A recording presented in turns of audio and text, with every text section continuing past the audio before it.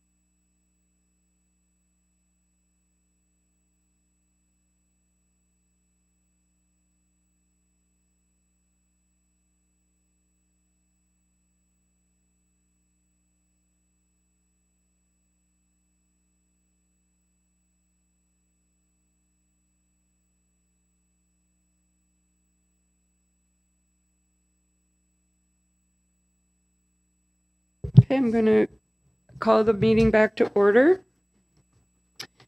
And on our approved agenda, we're at item H, Horizon Report from our Committee of the Whole closed session.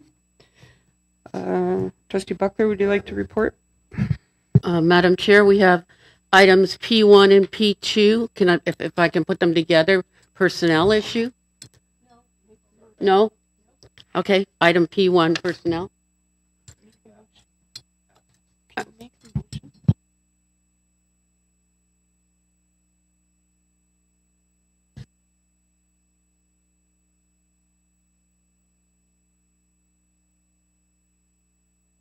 Item P1, have the motion supported? I got P1. I move the item. Item H1 is P1. Yes, say I move. I move item P1. Yes. F1. I've got P. F. F1. Seconded by trustee Leclerc. All those in support of item F1, which was a personnel matter? That's approved. Thank you. Anything else?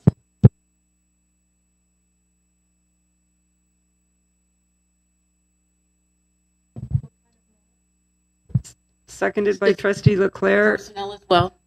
Item F2 is a personnel item. All those in support? 2, 3, 4, 5. That's, could you put your hands up again so I can count? Item F2 is the second personnel item. 1, 2, 3, 4. Are you in favor? That's carried. All those opposed?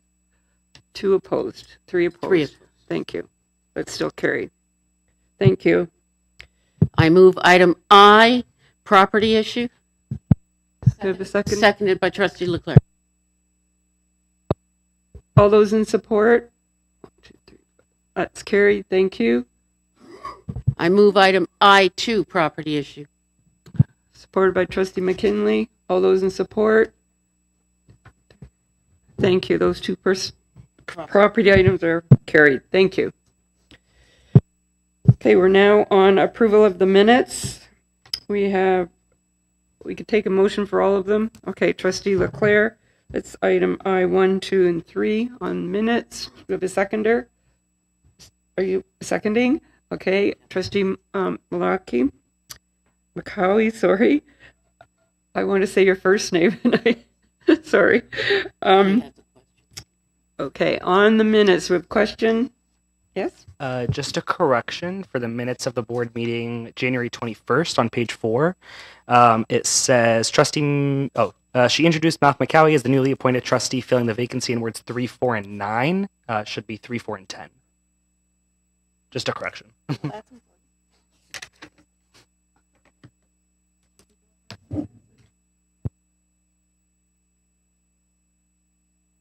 Okay, all those in support? Any opposed? The minutes are carried. Thank you.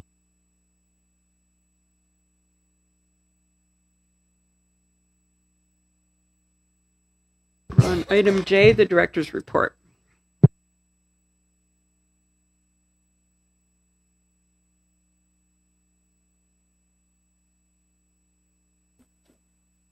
Yes.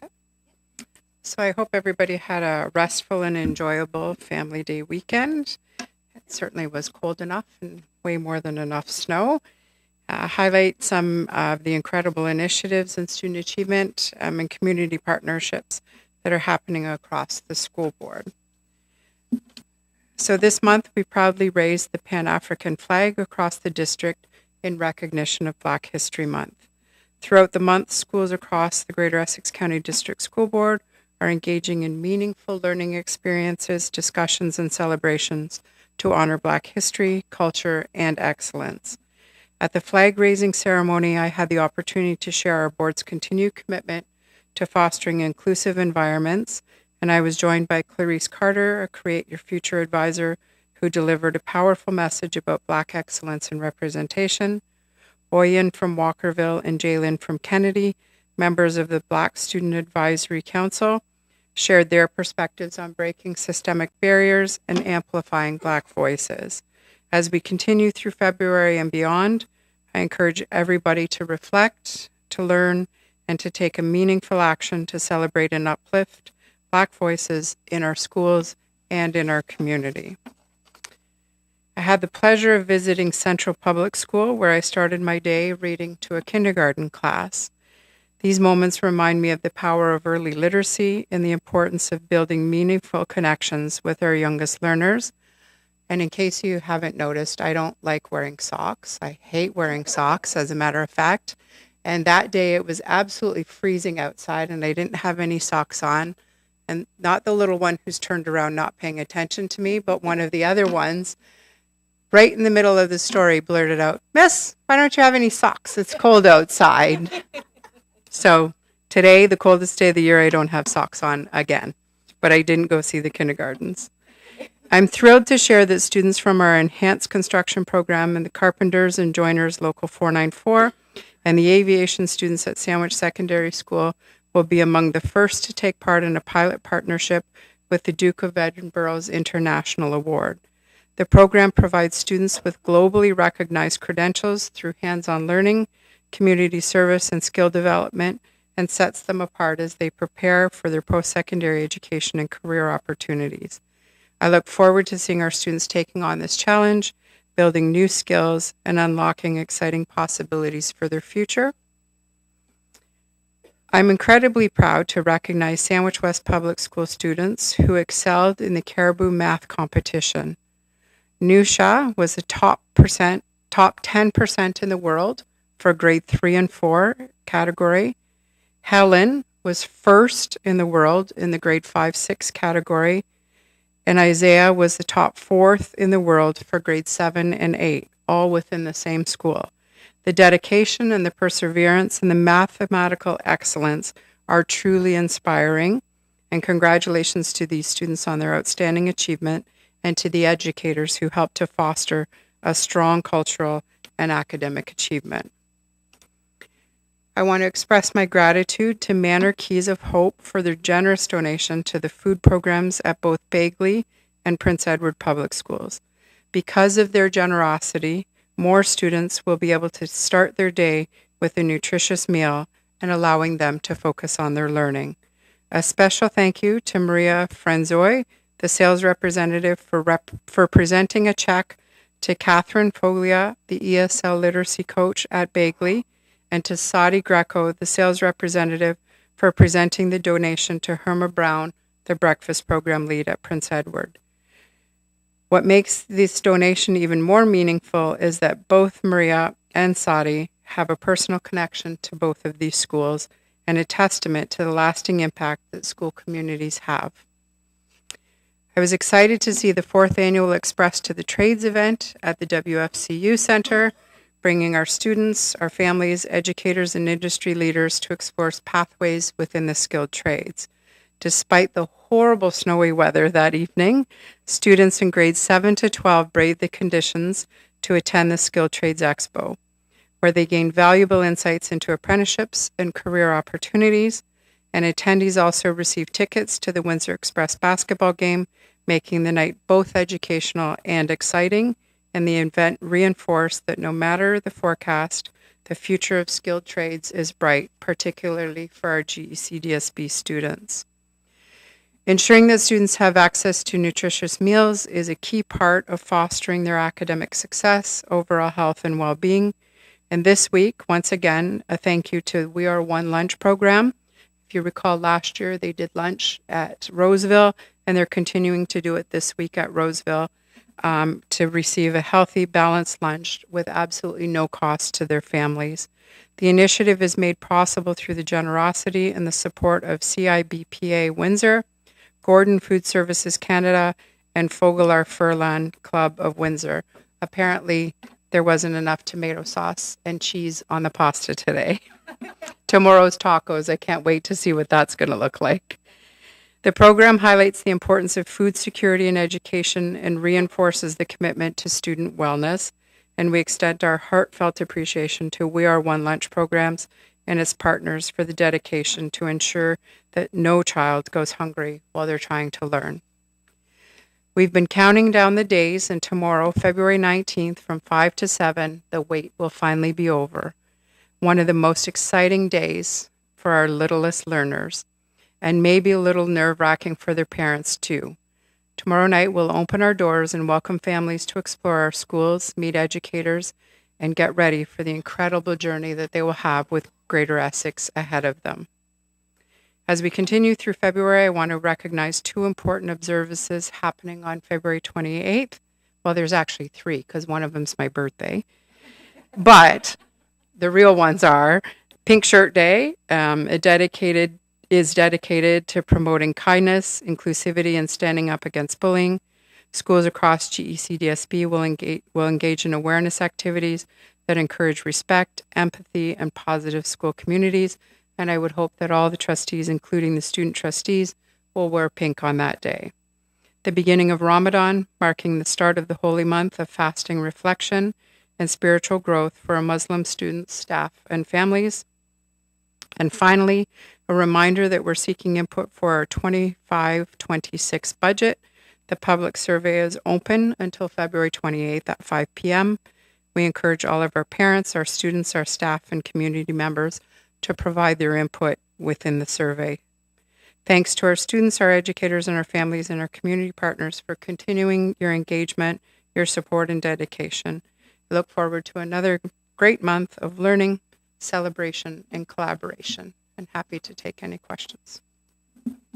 Trustee Leclerc? Yeah, so more of a comment, but I wanted to thank those and express my appreciation to those that were involved in getting the Duke of Edinburgh Award program.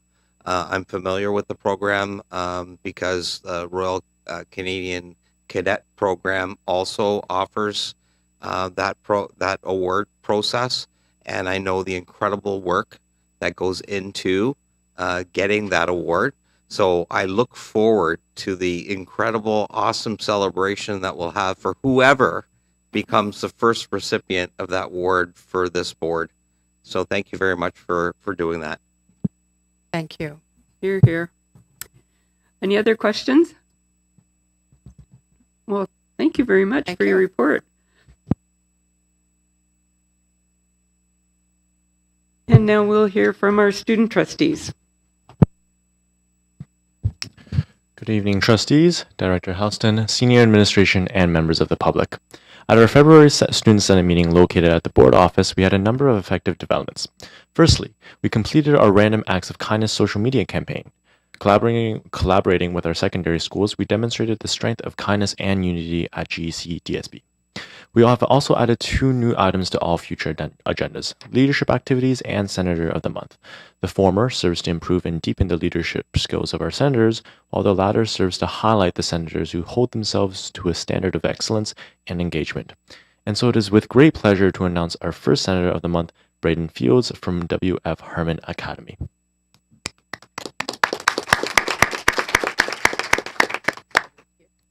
We would like to share a statement from him on why he was selected to sit on Student Senate. I'm not just a leader because I've joined Senate, I'm on Senate because I am a leader. You can see Braden's profile on our Instagram page. Now, moving on to the schools themselves, February is the month of Valentine's, and schools across our board have bloomed into Valentine-themed activities. These include Spirit Days, carnation sales, a crush for a crush, and candygrams. We have also seen some absolutely wonderful kindness initiatives within schools, such as letters to teachers and staff, and positive affirmation boards.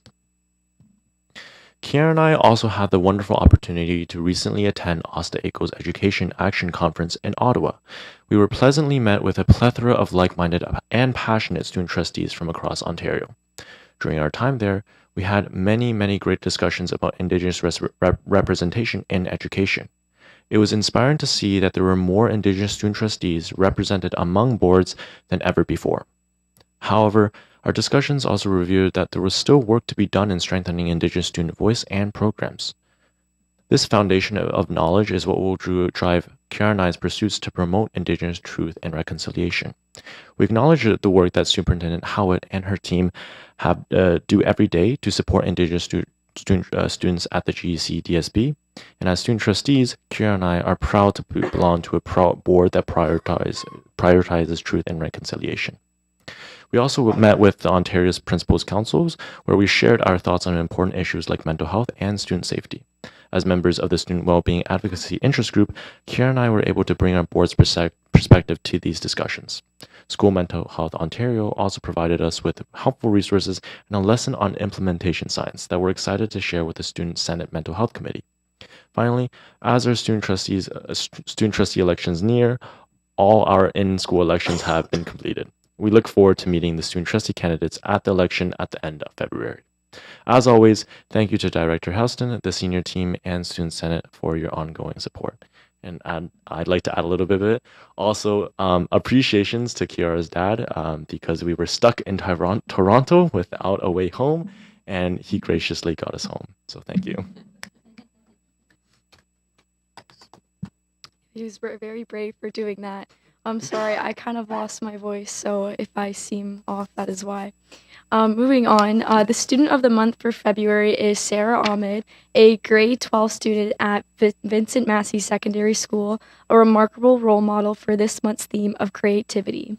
Sarah has pursued every opportunity to develop her artistic skills at Massey.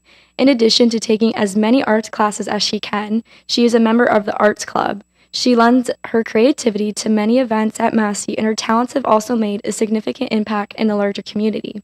Last year, Sarah was appointed as the art executive for the Children's Holiday Party.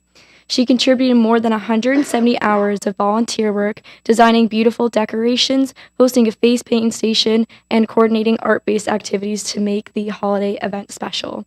Sarah is a member of the Believe Leadership Club, where she brought her passion project to life. Sarah founded the Craft a Smile initiative, crocheting keychains and stuffed animals for Windsor's downtown mission in an effort to spread joy. The project was a success, oh my goodness, and her first place, and earned her first place in Massey's Inspiration Fair, a competition showcasing student passion projects. This qualified Sarah to present her project at the Spring 2022 Collective Fair, a national convention for artistic passion projects. But Sarah didn't stop there. Her passion for making a difference led her to co-found the Crochet Club at Massey. It provides a creative space for Massey's artists and introduces beginners to the art of crochet. Since grade 10, Sarah has served as co-president, leading efforts to create and donate stuffed animals and blankets to those in need. In the community, Sarah volunteers at senior homes, decorating for special events and leading crafts activities. She also has an Instagram account to share her artwork with the greater community. Sarah's commitment to creativity and community has left a significant remark on Massey and beyond. Congratulations, Sarah, for being selected by Student Senate as the February Student of the Month for the theme of creativity.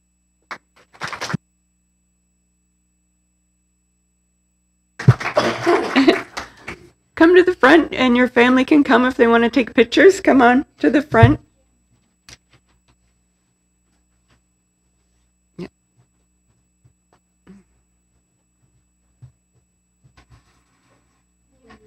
Yeah.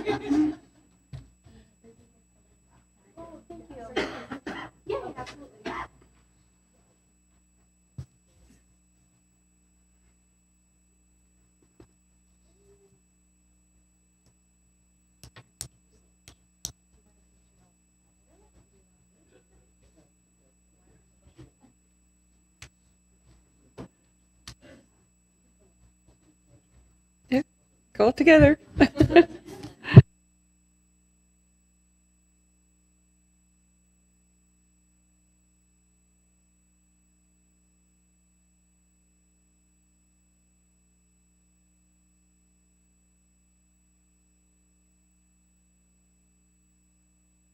Congratulations from all the trustees.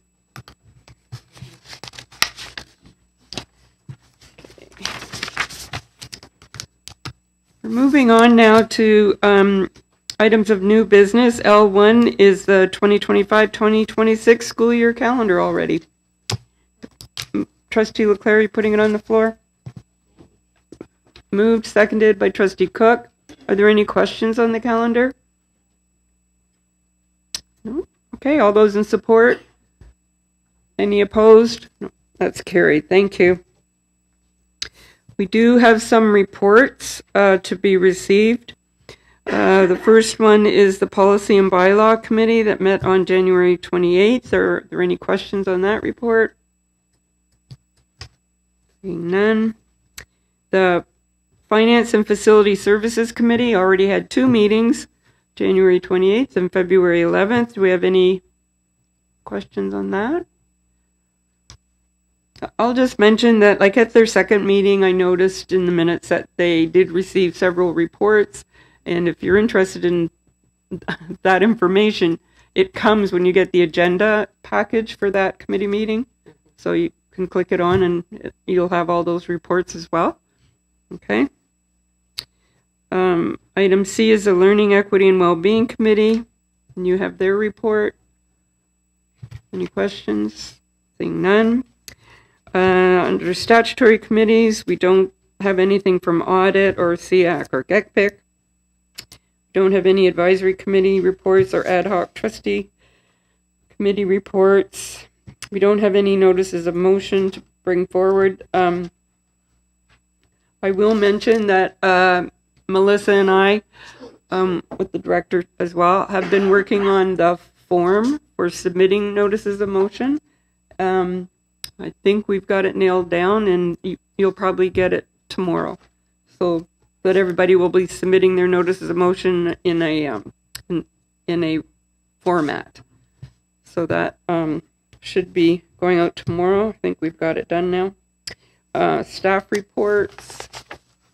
No. Chair's report. I do have a little bit. One was to tell you about the notice of motion form, which I just did.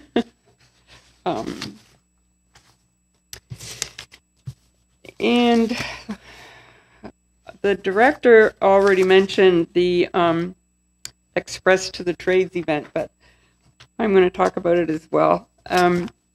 So this was the 4th annual Express to the Trades event. It was held on February 12th, and I was really happy to be able to attend. There were students from grade 7 to 12 were invited to participate in the Skilled Trades Expo, which was held at the WFCU Center. I brought my granddaughter and her friend. They're both in grade 5. It's never too early to expose them to the skilled trades. And students were also treated to tickets to the Windsor Express game, which immediately followed the trade event. The opportunity for this event was made possible through the efforts of several members of the student success team, which was led by Justin St. Pierre. And speaking to Justin and some of the others from our team that night, they were all so excited that bad weather did not equal bad turnout. There was a great turnout. The place was packed. It was awesome.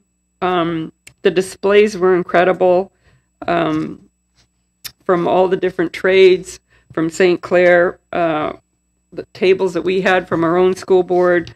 It was just wonderful. And it was the first year that I actually was available to attend. So I was really glad for that opportunity. And did the director mention that the students also got vouchers for hot dogs? It was a whole package. Great event. Thank you to all the staff involved with that. The other thing I'd like to do tonight is to honor Black History Month by celebrating the legacy of James L. Dunn.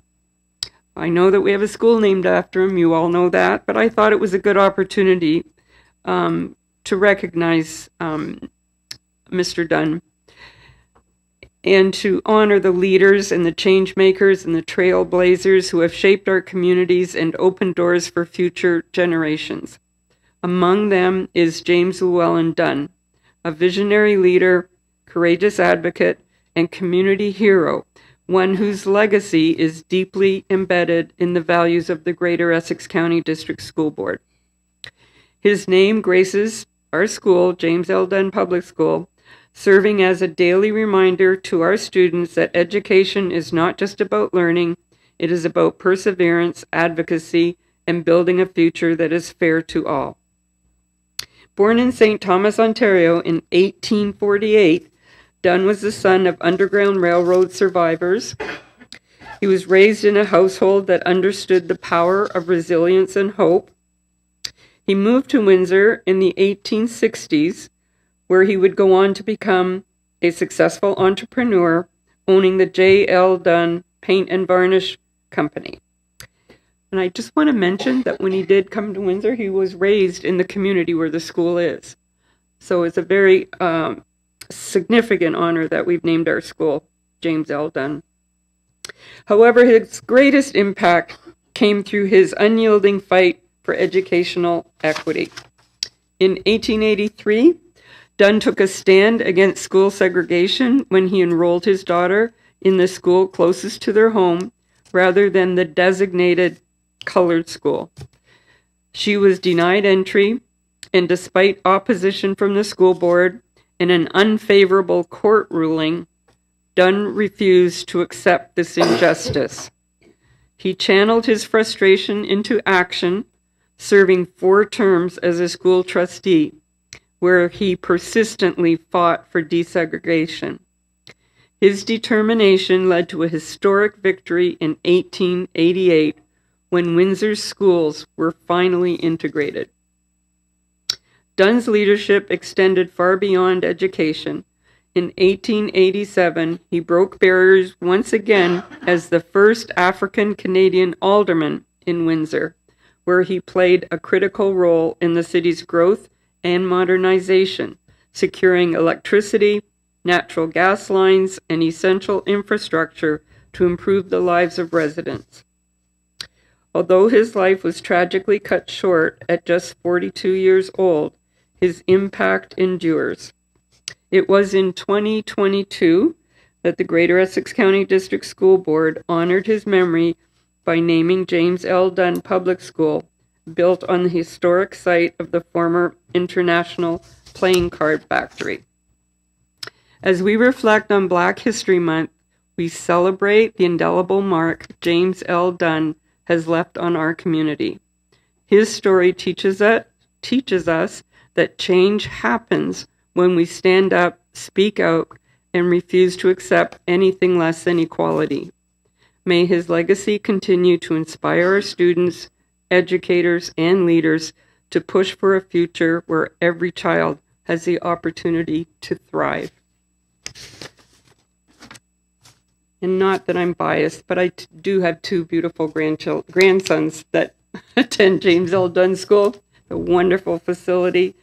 And I'm very thankful that our board chose to honor this gentleman in that way. And that's the end of my report. I'm moving on to Q, which is the report from OPSPA. Trustee Burgess. Thanks, Madam Chair. I do have a report because I've attended a few events and will be, and haven't really given an OPSPA report since November. So on January 17th, our President, Kathleen Woodcock, gave a submission to the Standing Committee on Finance and Economic Affairs. And you can access that full presentation off the OPSPA website. But what she brought to them was since 2018, per pupil funding was $12,284.44, and we've seen a downward trend, particularly since the height of the pandemic. And during the pandemic, of course, we've also seen some incredible inflation and some that hasn't been adjusted downwards. So our per pupil funding now stands at $11,506, and that creates a gap of $776.41 per student in our systems, and that's across the province, marking the lowest level of funding in over a decade. With approximately 1.4 million students in our English public school system, this equates to a shortfall exceeding $1 billion, further widening the gap in public education. And as the gap between the funding provided by the provincial government and the inflationary costs faced by school boards grow, it becomes increasingly challenging to avoid impacting the classroom experience of our students. And it's vital that we ensure that we preserve and enhance the quality of education for our students, parents, and communities that they deserve. And I'm going to be sending this so that you have, this is an oral report, it said oral, but I will be sending it in an email so that everybody has a copy, and perhaps it can be attached to minutes, whatever. But there's some embedded hyperlinks to show what the exact presentation was. In addition, at PES, which was held at the end of January, the Public Education Symposium that OPSPA does, there were some great keynotes and expert panels. By then, there was only a rumor of a writ being dropped, and then the news like the day or two before, So we did have a panel of some folks who were by then going into their candidacy for the provincial election.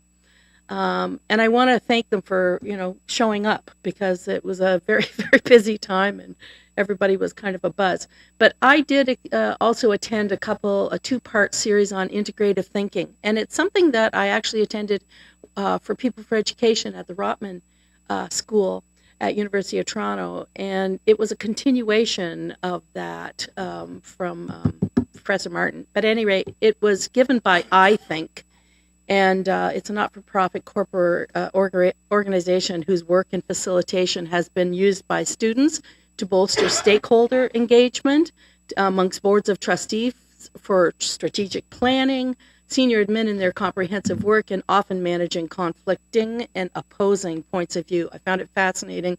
I would hope that we would follow up and somehow maybe integrate some of their integrated thinking because it helps in really getting out of groupthink and really looking at issues for what they are. At the regional meeting held at PEZ, Malik Makawi was appointed as OSPA's ACO liaison to their organization following the vacancy created by former trustee Sipkar.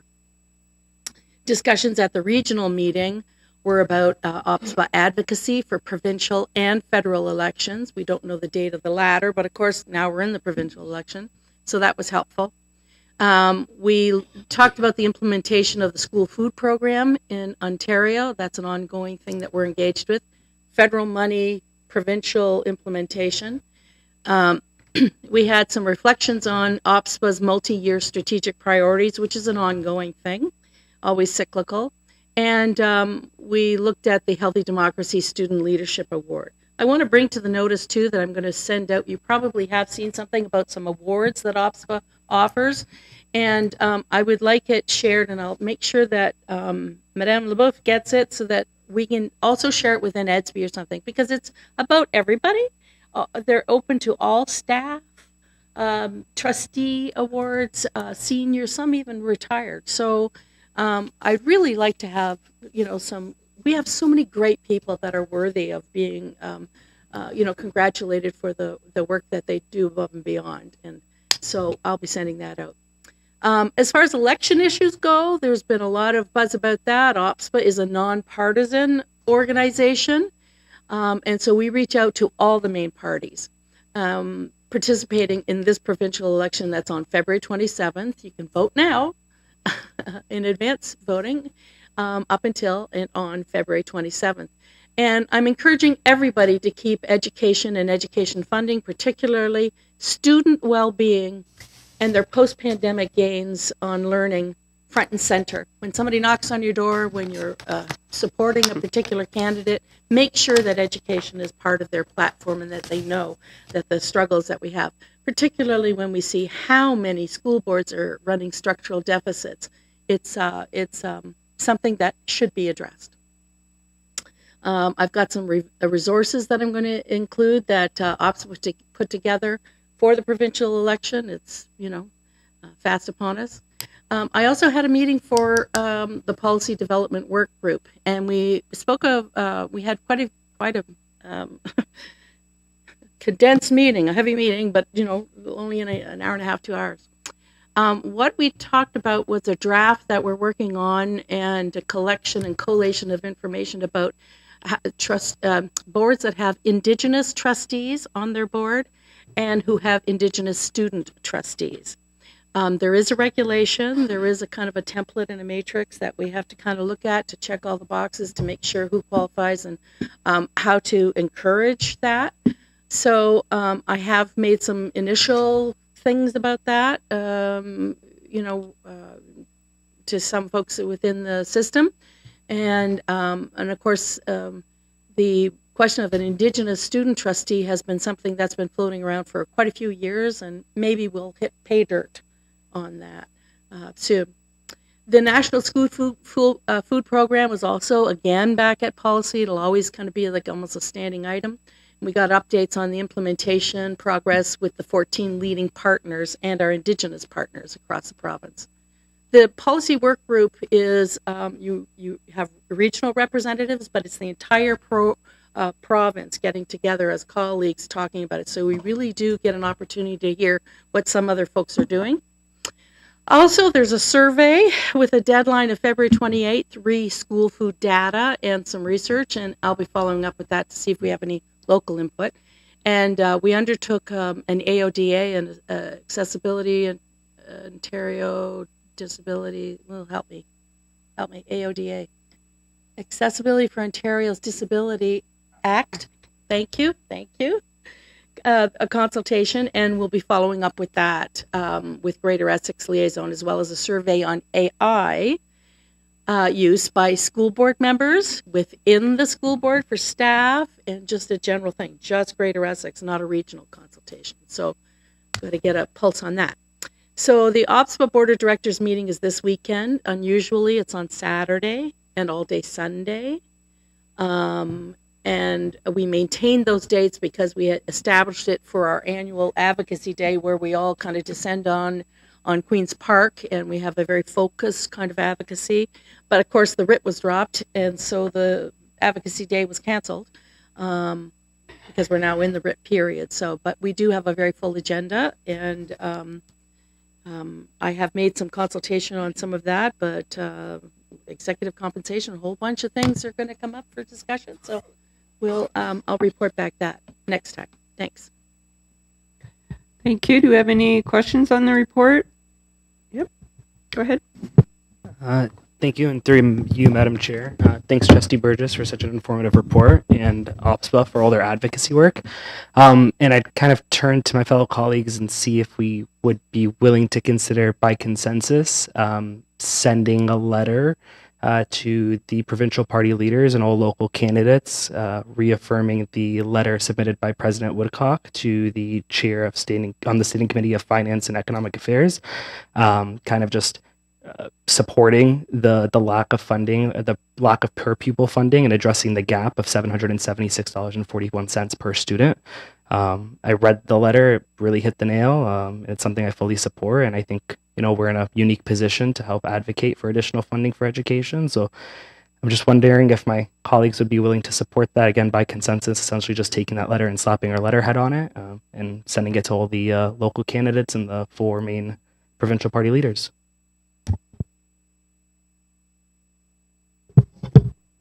I don't have the letter here to refer to, so I'm going to put it to the trustees. It's your decision on whether or not you want to do this by consensus. We did. Pardon? I'm sorry, Madam Chair. I thought I sent it out. Did I not send it out? Maybe not. Well, I don't have it with me at this meeting. Okay. And I don't know that the trustees are familiar with the letter, but it's to the trustees. You've been asked.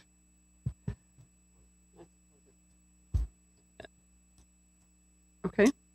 All right. We have consensus. We'll just repeat the letter. Same letter. Okay. Thank you. Thank you. Anything else?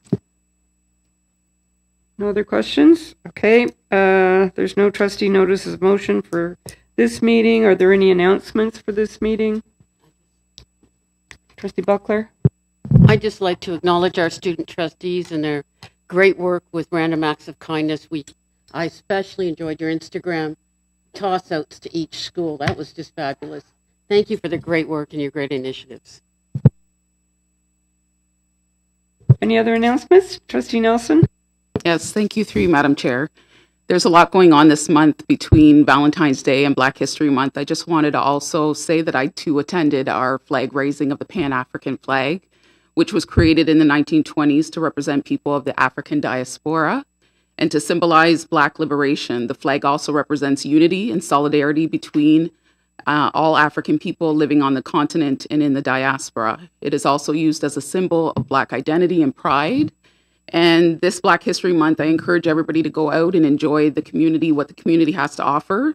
You can visit your local Caribbean Center of African Associations, Art Windsor Essex for exhibits, libraries, or museums such as the Amherstburg Freedom Museum for the opportunity to enjoy what our area has to offer. So in recognition of my own African Canadian roots, happy Black History Month to everyone.